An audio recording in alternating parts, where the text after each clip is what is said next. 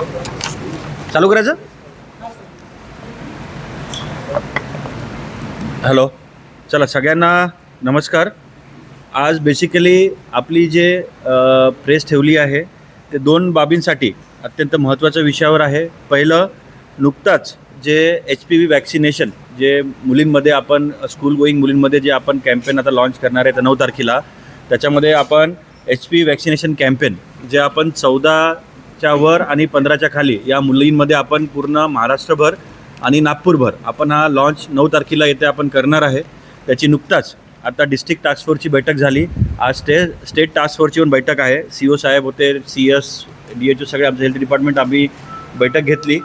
त्याच्यामध्ये ज्या प्रकारे आपण पोलिओचं वॅक्सिन देत होतो, त्याच्यानंतर तुम्हाला माहिती आहे 2 वर्षा पहिले MR वॅक्सिन आपण लॉन्च केलं होतं, तर त्याच प्रकारे आता आहे HPV जे वॅक्सिनेशन केल्यामुळे महिलांमध्ये सर्वायकल कॅन्सरचं प्रिव्हेन्शन होण्याकरिता हा लॉन्च आपण करणार आहे. यामध्ये जिल्ह्यातल्या पूर्ण ज्या शाळांमध्ये 14 ते 15 म्हणजे not less than 14 and not Elder than 15 म्हणजे 14 ते 15 वर्षातल्या मुलींना आपण हे जवळच्या आरोग्य केंद्रांवर त्यांना त्यांच्या पॅरेंट्सचा कन्सेंट घेऊन त्यांना आपण वॅक्सिनेशन आपण देणार आहे 9 तारखेपासून. आणि हे कॅम्पेन जवळपास 90 दिवस चालणार आहे. आणि GMC, medical, RH, SDH, PSC इथे जाऊनच आपण त्या मुलींना आपण वॅक्सिन देणार आहे. आणि यामध्ये पॅरेंट्सचं पण कन्सेंट आपल्याला घ्यावं लागणार आहे. तर दुसरा विषय आता जो आपल्या महसूल खात्याशी निगडीत आहे. आणि महसूल खातं हे नागरिकांच्या घरापर्यंत पोहोचण्यासाठी आपल्याला जो माननीय महसूल मंत्र्यांनी लॉन्च केलेला आहे छत्रपती शिवाजी महाराजस्व समाधान शिबिर, याचा टप्पा 1 7 तारखेपासून आपण पूर्ण जिल्हाभर आपण लॉन्च करत आहोत. याच्यामध्ये आपण मंडळनिहाय नागपूर जिल्ह्यामध्ये जेवढे मंडळ आहे त्याच्यामध्ये टाईमटेबल दिलेला आहे.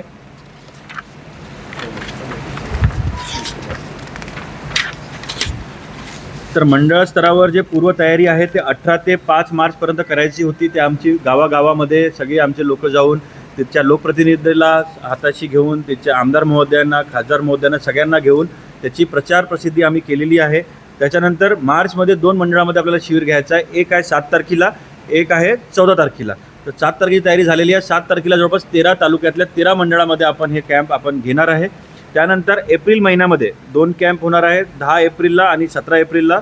आणि मे महिन्यामध्ये आपण 2 कॅम्प घेणार आहे जे की शहरी भागासाठी राहील. म्हणजे काउन्सिल्स आपले जे नगरपंचायत, नगरपरिषद त्याच्यामध्ये 8 मे आणि शुक्रवार दिनांक 15 मे या 2 दिवशी आपण त्याच्यामध्ये घेणार आहे. आता हे घेत असताना त्या लोकांना आपण सोयीसुविधा कशावर कॅम्प आपण घेणार आहे ते मी थोडक्यात तुम्हाला सांगतो. याच्यामध्ये सगळ्यात पहिले जे प्रलंबित फेरफार आहेत ते आपण निकाली काढणार आहे. म्हणजे नो पेंडन्सी, म्हणजे 15 दिवसामध्ये फेरफार झालाच पाहिजे. तर जे पेंडिंग असेल त्या दिवशी आपण ते निकाली काढणार आहे. दुसरं, अभिलेखामध्ये काही दुरुस्ती करायची असेल, माझं नाव चुकलं, माझ्या ठिकाणी माझ्या वडिलांचं नाव पाहिजे, वडिलाच्या ठिकाणी मुलाचं नाव, ते आपण दुरुस्ती करून घेणार आहे. त्यानंतर आमचे 17 सेवा आम्ही RTS राईट टू सर्व्हिसमध्ये देणार आहे. त्याचं आम्ही मग caste certificate, domicile, age, nationality हे आम्ही आता फॉर्म भरून घेत आहोत. आणि त्या दिवशी आम्ही ते निकाली काढून लोकांना तात्काळ त्यांच्या आपण दुरुस्ती देणार आहोत. त्यानंतर महसूल खात्याने जे NA रद्द केलेला आहे त्याचा आपण NA भरून घ्यायचा कार्यक्रम आपण त्याच्यामध्ये करणार आहे. त्याचा दुसरा रिव्होल्युशनरी कायदा जो रद्द केलेला आहे तुकडेबंदीचा, ते तुकडेबंदीचा आपण त्याचा फेरफार आपण घेणार आहे. 1965 ते 2025च्या काळामध्ये जे तुकडेबंदीचं उल्लंघन झालेलं आहे ते नियमागुल करण्याचा आपण तिथे कॅम्प ठेवलेला आहे. त्यानंतर खूपदा सामूहिक क्षेत्र असल्यामुळे अडचण होतं, त्यामुळे पोट हिस्साचं पण आपण कॅम्प आपण घेणार आहे. त्यामध्ये आपण भूमी अभिलेख डिपार्टमेंटचं आपण त्यांचं हेल्प घेऊन ते आपण हे करणार आहे.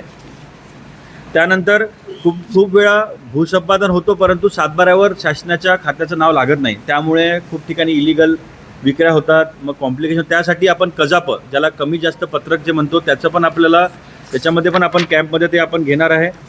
आणि या शिबिराच्या वेळेस सिंगल विंडो क्लिअरन्स राहील, ई मोजणी, ॲग्रिस्टॅग, PM किसान आणि नागरिकांचे काही तक्रार असेल तर तक्रारी आपण घेऊन पुढच्या 1 महिन्यामध्ये तक्रारी आपण सॉल्व करणार आहे. याचा पूर्वतयारी आपण ऑलरेडी तुम्हाला माहीत आहे की पालकमंत्री महोदयांनी पण 2-3 तालुक्या लेवलला मीटिंग घेतली. मी आणि CO साहेबांनी पण पूर्ण आम्ही तालुके फिरून तिथे रिव्ह्यू प्लस तक्रार निवारण दिवस ते आपण हे केलं. त्याचंच हे आता मोठ्या लेवलला आपण वर्जन हे केलेलं आहे.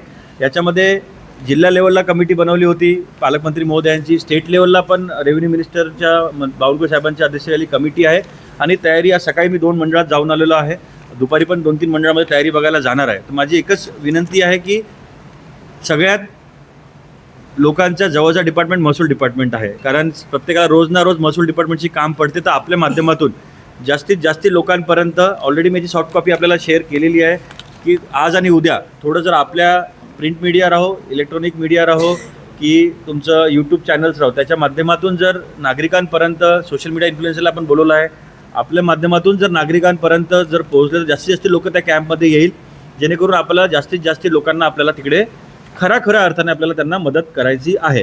काही आम्ही IC मटेरियल स्टेटनी आम्हाला दिलेले आहे, काही आम्ही स्वतः बनवलेले आहे, ते आम्ही आपल्याशी शेअर करतो.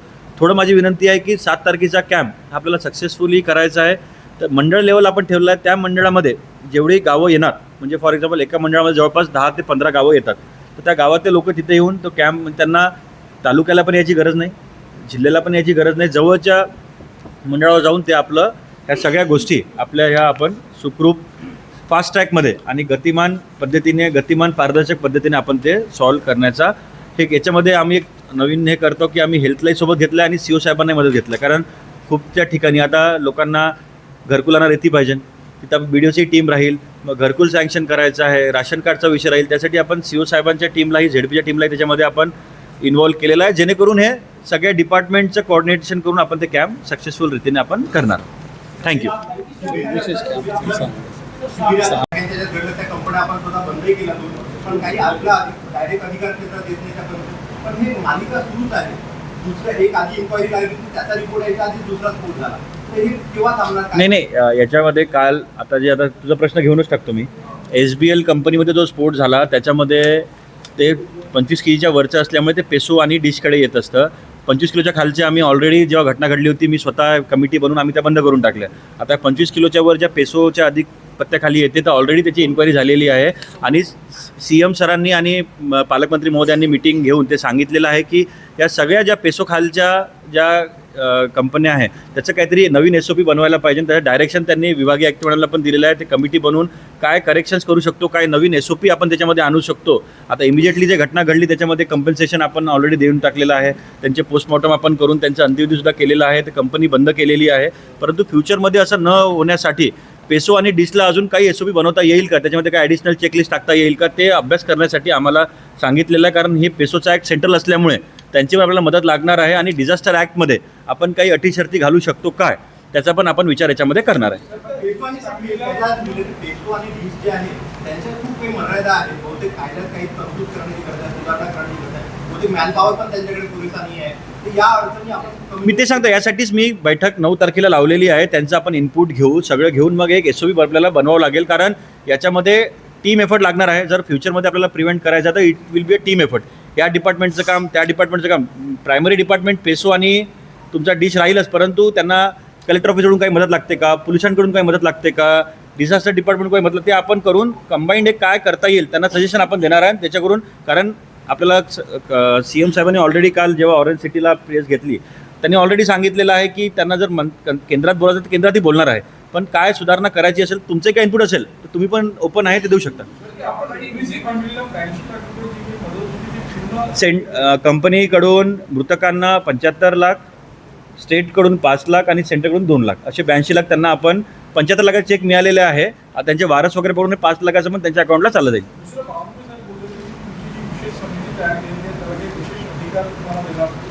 नाही, मी तेच सांगतो ना, आता त्या ॲक्टमध्ये आता कारण त्याच्यामध्ये प्रकरण असं आहे की आता एक्सप्लोजिव्हचा हा जो इंडस्ट्री आहे वाढलेली आहे.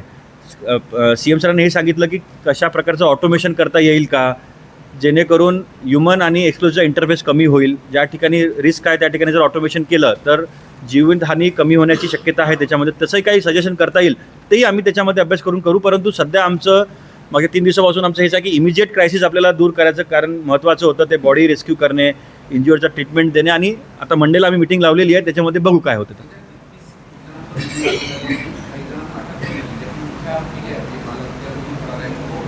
लुकआउट करत आहे, ते अपडेट मी पोलिसांकडून घेऊन आपल्याला देतो.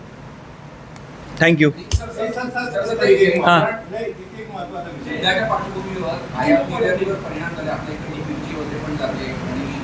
घडत आहे काय? नाही, त्याच्यामध्ये पहिलं आहे की जिथं ते अटकलेले आहे त्या मिडल ईस्टमध्ये तिथं लोकांना आणण्यासाठी आपण नंबर ऑलरेडी दिलेले आहे आणि रोज आम्हाला 1-2 मेसेज येत आहेत की हा माझा मुलगा अटकला आहे, तर ते आपण एम्बसीला आपण कळवत आहोत, त्यांची येण्याची सोय आपण करत आहोत. बहुतेक एक फ्लाईट आलेली पण आहे मुंबईला, तर ते त्यांचं रेस्क्यूचं हे चालू आहे. पहिले आपलं इमिजिएटली आहे की ह्युमन रेस्क्यू, मग आयात निर्यातीवर ते आता गव्हर्नमेंट बघत आहे आणि आम्ही पण त्याच्यामध्ये इनपुट देऊ. दुसरं एक होतं की पेट्रोल डिझेलचं कमतरता, तसं काही नाही. मी ऑलरेडी पेट्रोलियम कंपनीशी बोललेलं आहे, आपल्याकडे मुबलक साठा आहे, पॅनिक करण्याची कसलीच गरज नाही. सर एक महत्त्वाचा विषय, आता ही दुर्घटना घडल्यानंतर आपण पहिलं करताय, पण गेल्या वर्षभरापासून टेरेस बाग सुरू आहे, अवैध पद्धतीने सुरू आहे. आमदार प्रदीप दत्त यांनी विधानसभेत हा मुद्दा उपस्थित केला, डोळ्यासारखे आग इथे लागले. मी already- वेगवेगळ्या डिपार्टमेंटचं व्हायलेशन, महापालिकेचं वेगळं व्हायलेशन आहे, आता महापालिकेचं चार्ज आपल्याकडे आहे, कायद्याचं वेगळं व्हायलेशन आहे, एक्साईजचं वेगळं व्हायलेशन आहे. त्याच्यात तो आपण कमिटीचं म्हटलं हे किंवा आम्ही ऑलरेडी केलेलं आहे. मी ऑलरेडी 2 बार बंद केले, एक पोलिसांनी केलेलं आहे, मी 2 बंद केलेल्या आहे व्हायोलेशनमध्ये. त्याच्यामध्ये टेरेस बारची परवानगी कॉर्पोरेशनकडून दिली आहे की नाही ते तपासायला लागलं. कॉर्पोरेशननी पण ते मोहीम घेऊन 2-3 रेस्टॉरंट बंद केलेले आहे. सध्या एक्साईज डिपार्टमेंट टेरेस बारची परवानगी देत नाही, आपण फक्त FL3चं लायसन देत असतो. जर ते सगळे अटी शर्ती मान्य असेल तर आपण देत होतो. जे आम्ही दिलेले आहे ते आम्ही ओपन रूफला दिलेलं नाही आहे, ते खालच्या मजल्याला आपण दिलेले आहे. जर आम्हाला ते लक्षात आलं की इलिगल तुम्ही देत असेल तर आम्ही ते बंद केलेले आहे. आणि आमची टीम कुठे सुरू आहे सांगा, मी बंद करतो. बंद केलेलं आहे आम्ही ऑलरेडी, आता सुरू नाही आहे माझ्या हिशोबाने, बंद केलेले आहे. ते मागच्या 1 महिन्यापासून आम्ही रेग्युलर आम्ही कडक कारवाई केल्यामुळे आता एकही सुरू नाही आहे. सुरू असेल तर तुम्ही आम्हाला सांगा, त्याच्यावर कारवाई पक्की होईल. थँक्यू. होत आहे येईल. जनरली जेव्हा मुख्यमंत्री साहेबांनी घेतलं म्हणा की पालकमंत्र्यांनी म्हटलं अफ्रेश दिवस, पण एक आपला रायटिंग सर्व्हिस ऍक्ट पण होता की एका वेळेच्या मुदतीत ते सगळं प्रमाणपत्र त्यांना मिळायलं पाहिजे. त्याचा जर असं ट्रिगर मिळेल आहे. किती दिवसात ते दिलं? आमचं 98% आमची डिलिव्हरी 99.2% देतो. वर्षभरात आपण कोणते डॉक्युमेंट किती मिळाले? मी माझ्या डिपार्टमेंट देऊ शकतो. आमचे 17 जे आहे ते आमचं 99.24 डिलिव्हरी आहे, तेही देतो आम्ही तुम्हाला.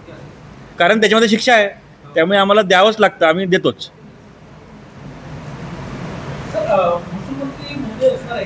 हां, त्यांचं ते राहणार आहे, पण कोणत्या मंडळात जाईल ते सरप्राईज राहील. त्यांनी सांगितलं आहे ते कोणत्याही मंडळामध्ये कुठेही कोणत्याही जिल्ह्यात कुठेही जाऊ शकतात.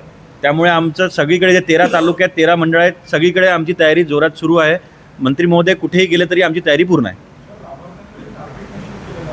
नाही, ते सांगतो आता टार्गेट काही, फॉर एक्झाम्पल काही गोष्टीमध्ये आपण टार्गेट ठरवू शकतो, काही गोष्टी ठरवू शकतो. For example caste certificate. आता मला माहीत आहे की OBC SC STचे किती विद्यार्थी कोणत्या शाळेत आहे, तर ते आम्ही टार्गेट ओरिएंटेड करू, म्हणजे सॅच्युरेशन मोडवर, म्हणजे जेणेकरून जेव्हा परीक्षा होईल आणि तेव्हा गर्दी होणार नाही, दलालांचं आम्हाला रोखण्यामध्ये त्याच्यामध्ये सक्सेसफुल होईल.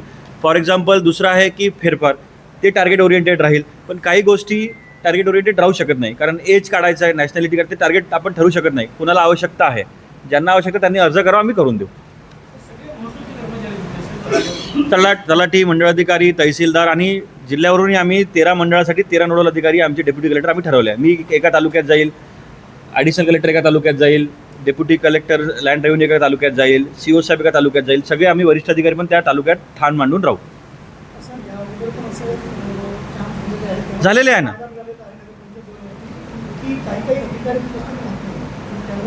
नाही, त्यामुळे आम्ही आता बाय नेमच ऑर्डर काढलेला आहे. म्हणजे ज्या माणसाचं ज्या मंडळात जायचं आहे तो अधिकारी तिथे राहिलाच पाहिजे. आणि संध्याकाळी आम्ही त्यांचं रिपोर्टिंगही घेऊ त्याच्यामध्ये. हां हां, ते एक 7 तारखेच्या मंडळाचे नावं सांगून द्या ना.